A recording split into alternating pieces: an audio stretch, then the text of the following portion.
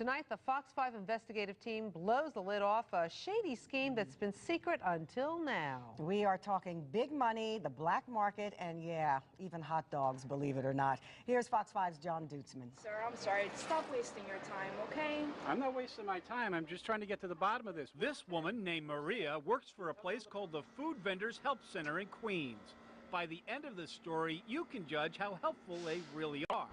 A permit we can help you get. In a bit, you'll get to see how our undercover investigation catches Maria in a big fat lie. I have no idea what you're talking about, sir. We'll get back to Maria, but first you need to know that when it comes to food vendors, the laws are supposedly designed to help the little guy break into the business. But now you're working for somebody else here. Yes, sir, I work for somebody else. Would you love to have your own cart? Of course, I love to. But it's hard to do, right? It's very hard to do. It's almost impossible for the little guy to get into the business and own his own cart. Why? Because first you have to get a permit like this from the health department. It goes on the cart kind of like a license plate on a car.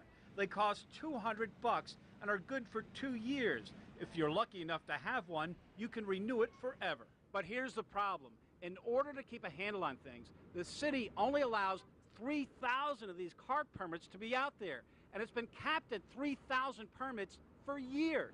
So how does someone who wants to get into the vending business do it?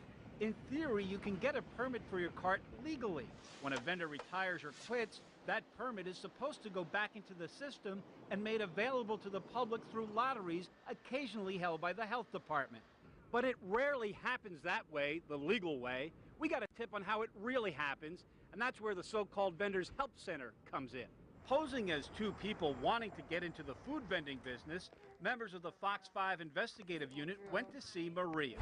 A permit we can help you get. We have customers that have permits that don't use them, they're retired or whatever. So they rent them to other people to use them.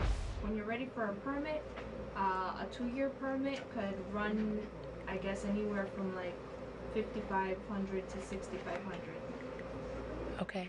Did you get that? Kind of acting as a broker, Maria says she could hook us up with a permit for between $5,500 and $6,500. That's 30 times more than the legal price when you get a permit from the health department. And you'd be getting it with someone else's name on it. The law is very clear. You can't transfer these permits. In fact, it says right on them, not transferable. So it's like the only way to do it if he wants to get into it is you guys are like our best bet, right? Pretty much. Everybody pays $6 grand for this. It's expensive.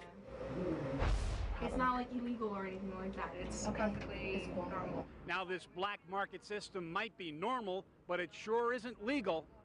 And under this system, the black market, not the health department, controls the permits when they become available. Also, despite a law that there's only supposed to be 1 permit per person, under this system, a person with big money can come in and buy up dozens of permits, shutting everyone else out. And it looks like the health department is partly to blame, because while they make it real clear that it's illegal to sell these permits to someone else, there doesn't seem to be a solid system in place to make sure illegal transfers are not occurring. As for Maria at the Vendors Help Center, she seems to have forgotten about the shady permit deal she offered our undercover. We've been told if people come in here, you say you could hook them up with a permit for between $5,500 and $6,500. No, I haven't and I don't. Okay. Let's go back to that hidden camera tape. When you're ready for a permit, a 2-year permit could run, I guess, anywhere from like $5,500 to $6,500. How come we have you on tape saying that?